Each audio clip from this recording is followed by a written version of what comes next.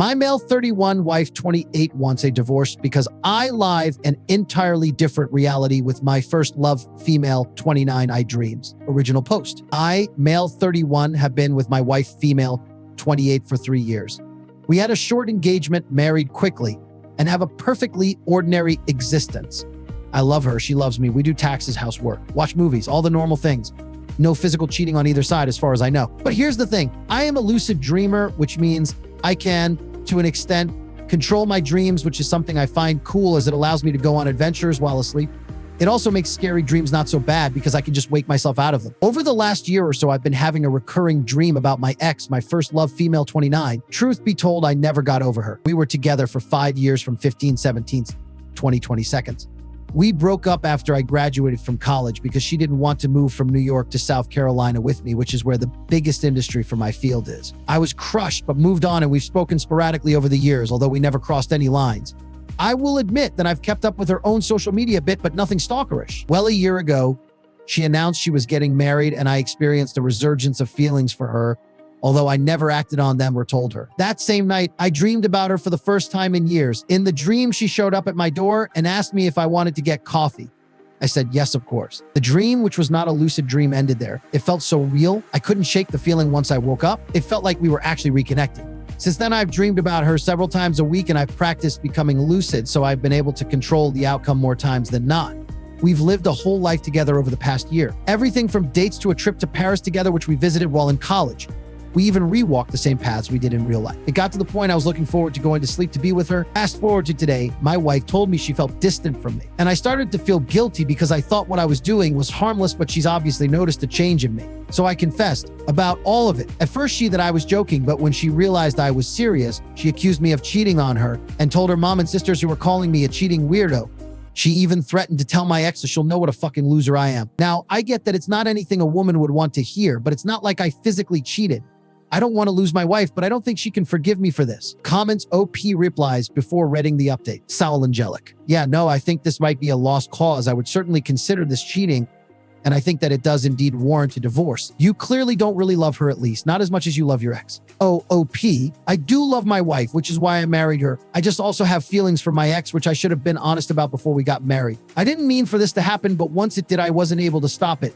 Living that life with my ex while sleeping felt like getting to experience what I missed out on in young adulthood. With that said, my wife left overnight for a hotel, and I don't know if she's coming back. I feel awful for hurting her. Elzobot, am I asking this genuinely, not trying to be snarky at all? What did you think your wife's reaction was going to be?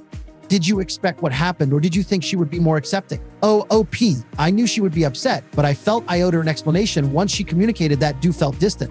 I didn't want to gaslight her perception. I just hadn't known that she even noticed a difference in me. And I just didn't think she would leave. She's turned off her location. I have no idea where she is or if she's all right, and her family won't speak to me now. I do love her, would like for our marriage not to end, but that seems inevitable now as I process this. Now, for the update. 2 days ago, I posted about the fallout that occurred after I, 31, admitted to my wife, 28, that I've been lucid dreaming about my ex, and first love mine over the past year. After a major blow up where my wife called me every name in the book and got her family involved, which I understand completely, so please don't take this wrong, my wife left. I didn't know her whereabouts for over 24 hours. Early this morning, about 3 a.m., she came home and told me she wanted to file for divorce. She didn't want to have to compete with a phantom and deserved better than a shitbag like me. But she doesn't want to move out or start the process because it's a pandemic, and she doesn't want to live on one income. We make roughly the same amount of money, me $90,000 a year after taxes, and her $85,000. I tried to apologize to her for all the hurt I caused by making her feel like she wasn't enough. To assure her that I do love her, even though I still love my ex, and explain to her that I've never physically cheated or had any inappropriate conversation with my ex. But she won't budge. She doesn't want me anymore. I can't blame her. I was selfish and I shouldn't have carried on what I now accept to be a one-sided emotional affair. So I agreed to stay together for financial purposes for 2 years or until the pandemic is over, whichever comes first. But she's kicked me out of our bedroom and basically claimed the second floor for herself. There's so much tension in the house right now, so I left as soon as the sun came up and went to a coffee shop to do some work. While there, I received a message on Instagram from my ex that my ex-wife sent her a long message from her own account telling her about everything that I told her. I froze because I hadn't spoken to her in a long time. But she saw that I had read the message and followed up an hour later, telling me she needed to know the truth. So again, I confessed, expecting to be berated and called a loser again, because I had nothing else to lose. But she didn't think that my dreams about her were weird or creepy. She thought it was sweet that I still loved her, especially with her knowing that I'd never tried to have inappropriate conversations or force my way into her life. I'm aware that her not condemning my actions don't make them right or take away from the hurt I caused my wife, but knowing she didn't think negatively of me made me feel better. We messaged back and forth for a couple of hours talking about our relationship and how it ended and the choices we made. In that, I learned that she and her fiancé called off their engagement a few months ago. I also told her my wife was going to divorce me because of the revelation. She expressed her condolences, and that was the end of the conversation. I'm home now, and I can't help but wonder if this is the universe's way of putting my ex and I back on the path to reconciliation. Hate me if you want, but I made a mistake and I hurt my wife and my marriage is over now. Or going to be. But knowing that the person I ruined my marriage over doesn't think I'm the scum of the earth is worth its weight in gold. I don't know what will happen now, but I can't imagine a friendship with my ex won't blossom from this at the very least. I know this won't make my wife happy since she contacted my ex to further shame me, but I may just not tell her. We are, after all, divorcing. I hope the next few months and years can result in healing for both my wife and myself, and that we'll both live happy, fulfilled lives. Comments, OP replies, deleted. And I hope you don't take it out on her when you realize that your old flame isn't the person she was in your dreams, because that was you. You were in love with another version of you. She'll be someone else entirely. OOP, I'm also a different person and I wasn't in love with myself. The love for her influenced the dreams. Deleted. When I say she'll be someone else entirely, I don't mean that your ex will have changed since you last knew her. I mean that your ex in actual real life will be someone other than the person you spend so much time with in your dreams. That person in your dreams was not your ex in any meaningful way. She was an amalgamation of your memories of her, patched together using new material you created out of whole cloth to please yourself. She won't ever be able to live up to the fantasy you constructed because the fantasy woman was you. The things she did and said were things you invented, just like every character and author writes is a version of themselves. You've invested countless hours and serious emotion into a character you created who is really only loosely based on your ex. Since a real woman can't read your mind like a dream character can, and because a real woman doesn't exist only to make you happy, she will not in real life be the same person from your dreams. That may be disappointing to you when you realize it, so try not to take it out on the girl. OOP, fair, but I'm not expecting her to be. The dream could never compare to the warmth and love she radiates in real life. It was a coping mechanism. Real life will be better. Illifarks 101. You sound absolutely obsessed with this woman, and to be honest, it's quite disturbing. And I imagine much of who she is has changed over the years. What if she's not the person you remembered? She will never compare to the fantasy. And honestly, your obsession over her perfection is rather frightening. Story 2. Am I the asshole for lying about being pregnant to my family to protect my husband? Original post. My husband is a transgender man and we've always wanted to start a family together. I have a huge fear of pregnancy, so he offered to carry the baby. It was an insane process. He had to stop taking testosterone for a long time, but he was amazing throughout the whole process and I did everything in my power to help him feel more comfortable. None of my family know that he is transgender, homophobic, transphobic, all the phobics, but our friends know. He posted an ultrasound to his private Instagram, not knowing that my sister follows him on a burner account. Well, she saw the photo and told my whole family. They were furious that I wouldn't tell them our plan was to say we adopted. They assumed I was the one pregnant and blew up on me, so I just let it go and rolled with the lie because I wasn't going to out my husband. The first couple of months I'd let them visit. Eventually I'd start eating big meals and purposely bloating myself to the point of discomfort so I looked pregnant. They'd remark around the 6-month mark that I was remarkably small, but I just played it off. Eventually, I couldn't lie any longer, so I looked for every excuse in the book to not see my family. I turned down the offers of baby showers, gender reveal parties, anything that would require us seeing each other. Luckily, my family live an hour away, and we all live busy lifestyles, so them randomly visiting wasn't an issue. The one time they did pop in unexpectedly, we were out of the house. If they FaceTimed, I made a point to be in bed feeling horribly sick, so I couldn't give a bump update. I lied my ass off and they just thought I had a rough pregnancy. My husband gave birth a year ago and went straight back on the testosterone, and now we're happy as ever. My family have met our daughter and they adore her. A week ago, after an argument between myself and a friend, said friend decided to out my husband by messaging my family and included proof. They did it by adding everybody to a group chat, posting screenshots and basically the whole story, then saying I'll leave you all to discuss. Then they left the chat and blocked me and my husband. In a transphobic rage, my mother raced to my home and all but beat my front door down. It wasn't pretty. I had to call the cops. I've been disowned, but that hasn't stopped the daily calls and texts coming from my parents, aunts. I'm samples, siblings trying, leaving nasty transphobic saw my voicemail and her hateful crap. I ended up crying to my friend yesterday who told me that I should have been honest with my family as it would have saved me a lot of heartache. That or said we miscarried and then adopted later. I'm not happy that things played out the way they did. I just feel so sad now. Maybe it was wrong to lie to my family, but I feel like I had no choice. Edit. My husband has always encouraged me to maintain a relationship with my family. However, it was mostly for his sake.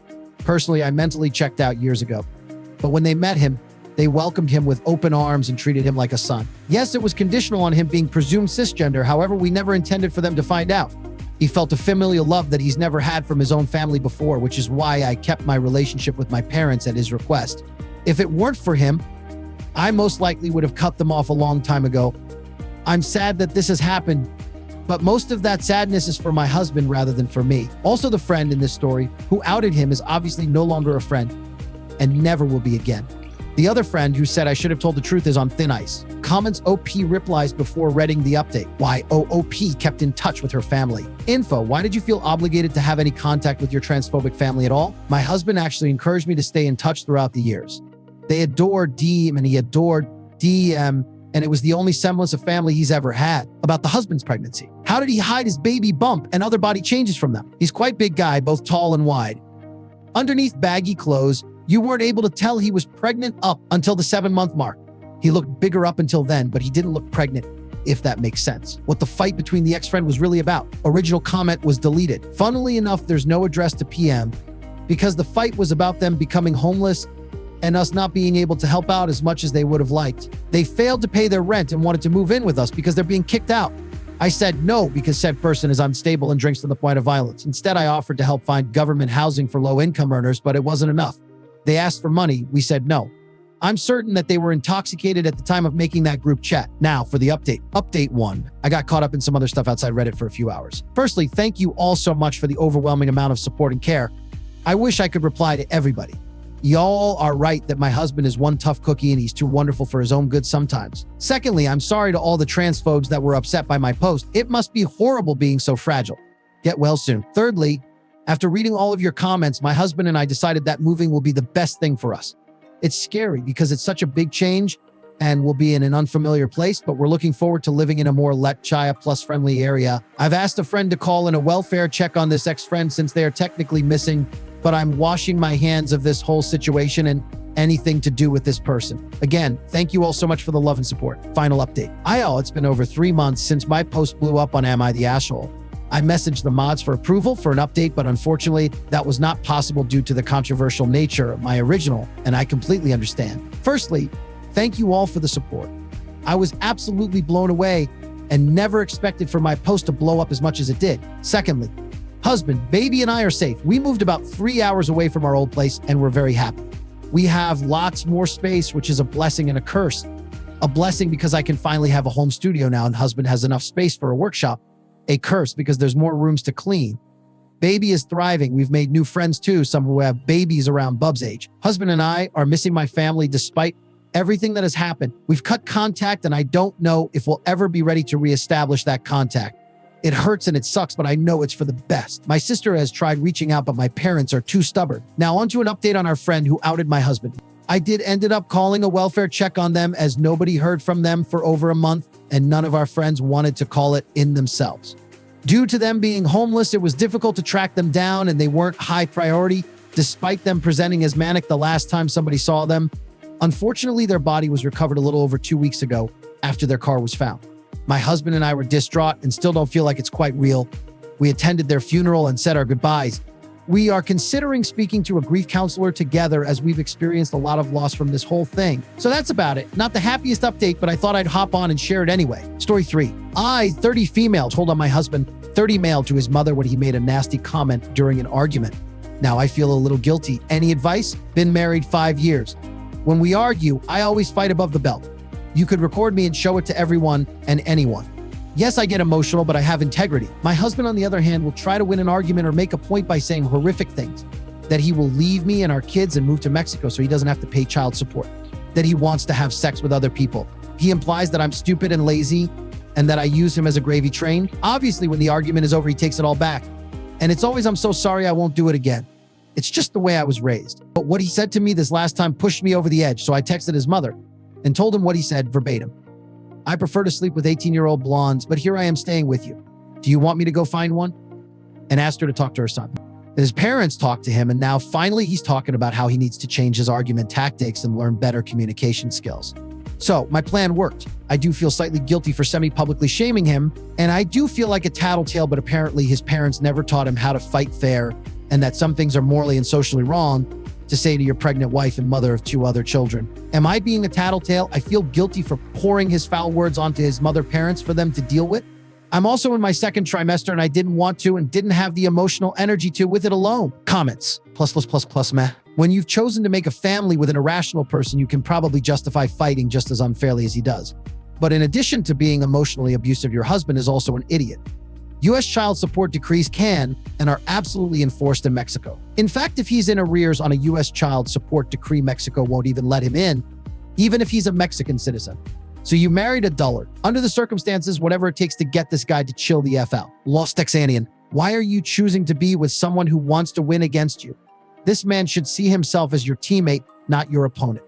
You can't change his mindset and you can't change him verbally abusing you. Netflix Jill. This is what I kept thinking because my ex only cared about winning against me.